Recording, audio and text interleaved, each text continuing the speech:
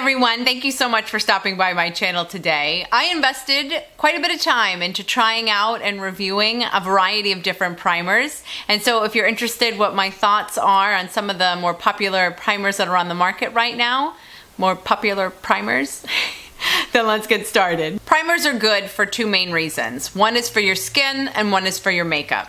Primers are good for your skin because they are prepping your skin for the fact that you're going to be applying layers and layers of makeup, which is really all the fun. But still, we want to be kind to our skin. And by applying a primer, like I said, we are protecting and preparing the skin for all of the makeup and the brushes and the tools and things that we're about to begin using.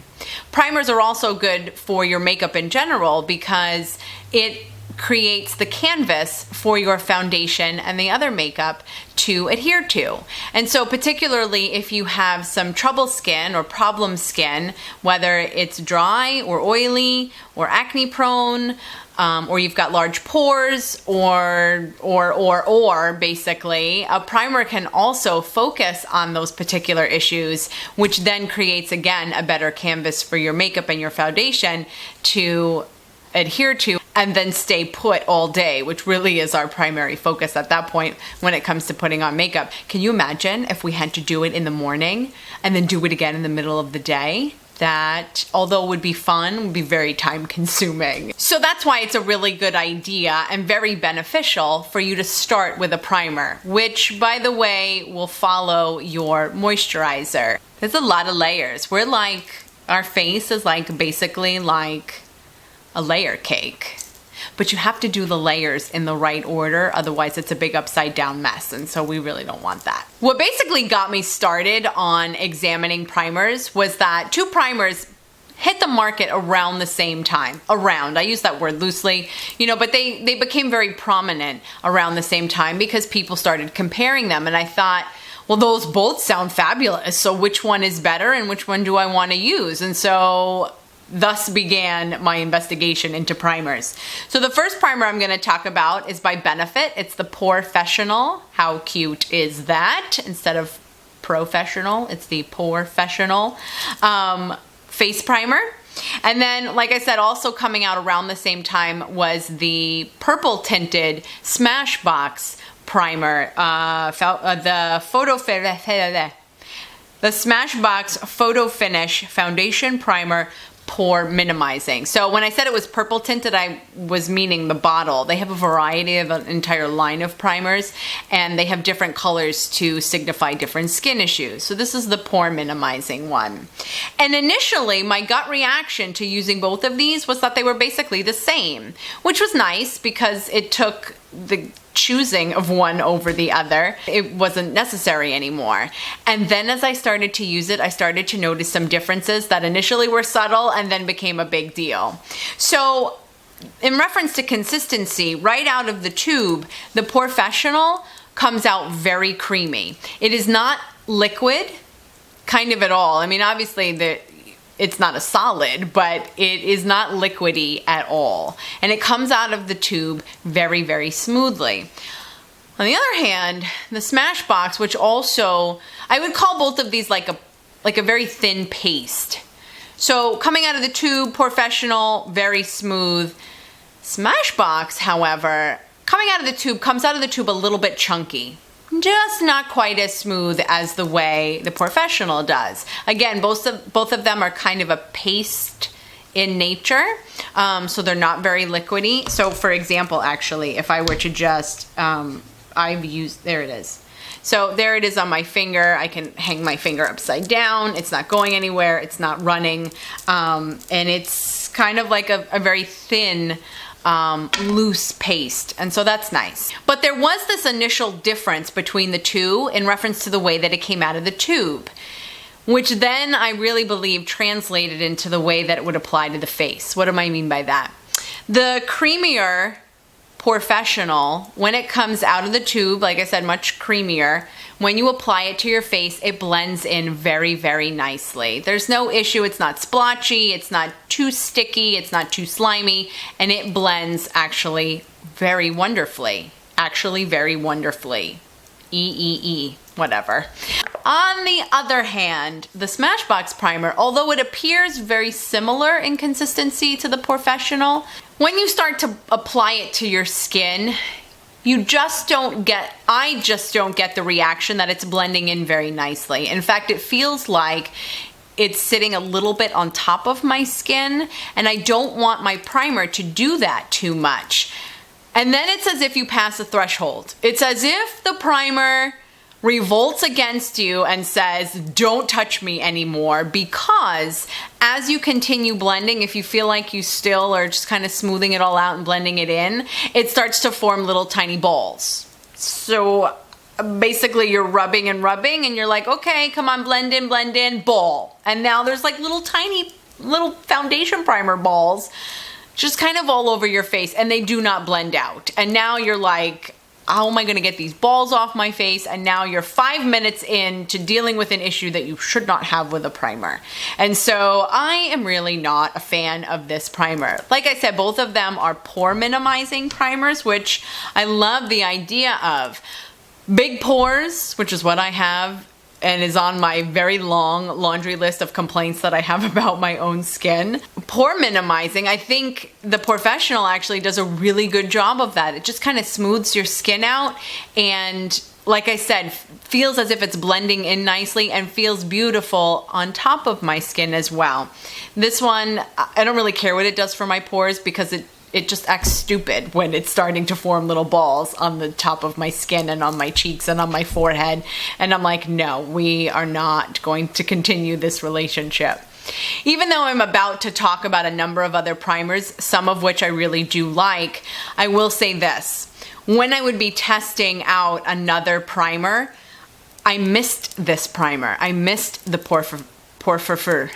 I missed the Professional primer. I feel like I like this one the best. I feel like this is my major mojo right now, which is always subject to change, because I do love trying out new products and I do love testing new things, and I am always looking for something that's better. Why is that? We find something that we think is fabulous, and yet we're still always looking for something that's a little bit better. But that's kind of what I do. Like I said, I like to try things out. So even in all of the trying, I couldn't wait to go back to the Professional. I felt like I said, it smoothed out my skin enough. It felt really great and held my foundation in place for a majority of the rest of the day, which is really what you're looking for in a primer. So Professional, yay! Smashbox, not so much. By the way, I wouldn't say that both of those primers were expensive. They're in the $20 range, or 20 plus range, but they're not inexpensive either, which is what brought me to looking for a drugstore primer. So the one that I want to talk about is by Rimmel, and it's called their Fix and Perfect Primer. It is sold in line on the display with their foundations, and it is the only one. There are no options. This is the primer. And I indicated in, I think it was either my favorites video or my haul video, I'll link that one down below. I indicated that I bought it because it was on sale with a $1 coupon. Not like you needed it, because it's less than $10 to begin with, but I saw the coupon and I was like, oh, well, why not give it a try and save a buck at the same time? So it says that it smooths skin and minimizes pores, but I don't think its specific focus is a pore minimizing primer. And in fact, that's kind of my overall impression of the primer in general. It is a very, very good general primer. It's not too slimy, it's not too sticky and not too tacky. It's not too expensive, it's readily available, it smooths my skin, doesn't necessarily mattify it, but doesn't give it extra luminosity either. So since it doesn't really have a major focus, a major calling that it says that it's trying to address, it really does kind of do a little bit of everything. It does mattify you a little bit, it does minimize your pores, it does hydrate your skin enough so that as a base for your foundation, it doesn't make your foundation, or doesn't allow your foundation to get to the point where it starts to look patchy on some dry skin patches.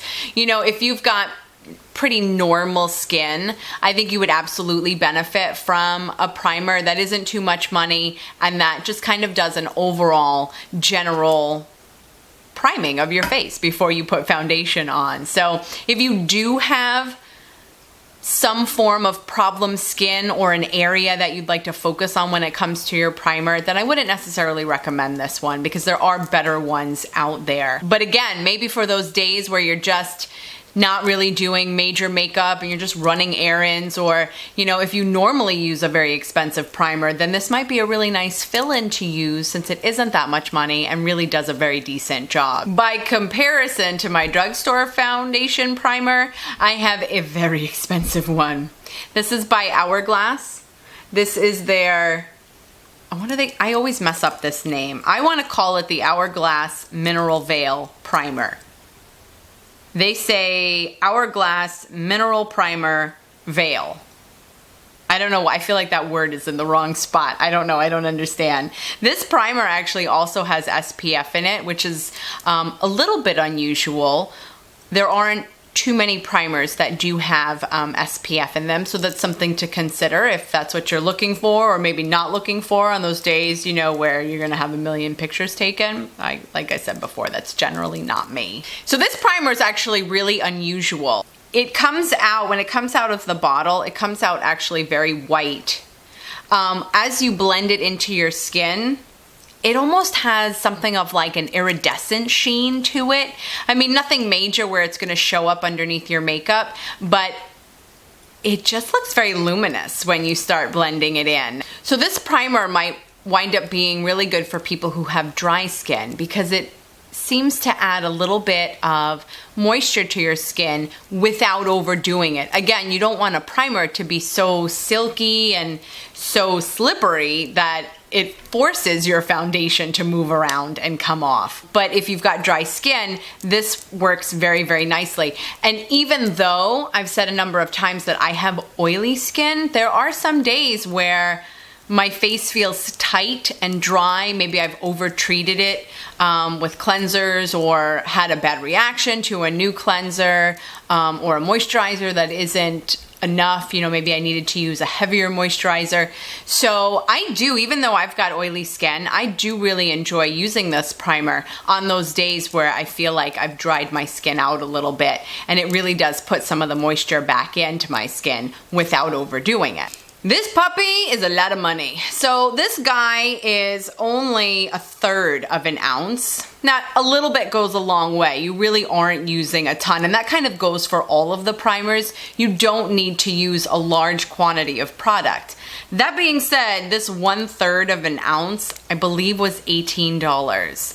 And I bought it this small because I wanted to be able to try it without investing in the larger sizes, which were obviously significantly more money. There is a bulk version, and I forget how many ounces it is, but for about $72, you get a very sufficient $72 on a primer. Oh my gosh, that sounds like a lot.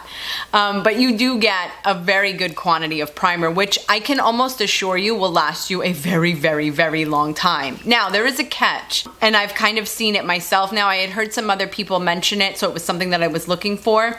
Because this is more of a liquidier, that's my own word, you won't find that in the dictionary. Because this is more of a liquidier or a more liquid primer, it does separate a little bit, so you will want to be conscious of shaking it up before you use it. Some of the thicker primers, especially the pore minimizing ones, which are like a little pasty in nature, I haven't seen or found those to separate, but as you get a little bit more liquidier, oh my gosh, you do run the risk of it separating, the components inside separating. And so basically you fix that by shaking the bottle. On the flip side, if you need to mattify your skin because you do have oily skin, which is what I typically tend to go towards, you would want a mattifying primer. The one that I've been using is by Bourjois, just because I like to say the name, Bourjois. Bourjois, Bourjois. And I love, this is called the Happy Light Primer. Sorry for that glare. But it's sold in just a little glass jar like this. The Happy Light Primer. A matte serum primer. And then, oh, mattifies the collection. mattifies the complexion in any light. And you can see I've used quite a bit of the jar already. Bourjois is the Bourjois line. I love their Healthy Balance mattifying powder, by the way. It's awesome. And so that was what made me want to come check out their primers. This guy mattifies. When you apply it to your skin, it is less liquidier. Let me go back to that for just a second. It is less liquidier than the Hourglass primer. And there is just an essence of tackiness. Not sticky, but tacky. You kind of want that when you are trying to mattify your skin and you want your foundation to stay in place. So it's creating this base of something for your foundation to adhere to, so that in your normal oil production that happens during the day, which I've got like a major factory behind my pores, let me tell you, the foundation then has something to hold on to. For reasons that are unscientific in nature, it works really good. I find that it keeps my makeup in place. I don't have to blot my oil spots. I don't have to blot my skin, my forehead, my chin, my nose, my cheeks, which is everywhere that I will get shiny. I don't have to blot nearly as frequently versus other primers. So the Bourjois Happy Light Primer, with happy in the name, so really how could you go wrong? It does a really good job of mattifying for me, and I've been really happy with it. I've gone through almost the whole jar, which is pretty compelling in and of itself. I will add that they also have the Luminous primer, which is red. The Happy Light Mattifying is green, and the Luminous, what do they call it? Yeah, Luminous Serum Primer. It's actually in 2 languages. I imagine the other language is French on the other side. They call it Base Serum Lumiere. That's very fancy. I love using products that make me feel so fancy. So again, for those days where I have either over-processed my skin or it just feels a little tight and dry, I will switch it up off of the matte one and use the one that's very illuminating. So this one also is actually really good. I do prefer the Hourglass Mineral Veil Primer for those drier days that I have, but the one by Bourjois is equally as nice. Finally, the last primer that I'm going to talk about is actually a BB cream. It is the Garnier BB cream. This one, Miracle Skin Perfector, excuse me. I get the one for daily shine control for obvious reasons. It's similar to a tinted moisturizer. One of the things that BB creams claim to do, or state that they do, is actually prime your skin. And I thought, okay, well maybe I'm actually going to use you as a primer, because I had originally only been using it instead of foundation, you know, on those days where I just wanted to go really light. And then I thought, well, what about if I did use it as a primer? And I learned something really interesting. The Garnier BB cream in particular is thin enough so that it does wind up creating a really nice canvas for me on those days when I want a little bit more coverage, on days where I've broken out more than I like to admit actually happens, but on days where my breakouts are kind of overwhelming, but I don't want to overdo it with foundation in an attempt to cover kind of all of my skin imperfections, you know, because if you apply too much foundation, it can tend to look cakey and packed on and too layered, and it just accentuates your skin in all the wrong ways. What I found though was that using a BB cream first evens out my skin tone ever so nicely, reduces the redness of the acne spots that I have, so then when I go in and apply a foundation, I don't need to use nearly as much foundation. So instead of double layering or second coating foundation, I use a really thin but effective BB cream as my primer, and then I go in with a layer of foundation and spot conceal as necessary. So it really wound up doing wonders for me in reference to basically not overdoing it. Even though you're using 2 products and 2 steps, I thought it was going to be too much, but I realized I was using my foundation extra hard, let's say, instead of maybe just starting with a first step that was a little bit milder than my foundation. So basically, in general, this Garnier BB Cream Miracle Skin Perfector really kind of is,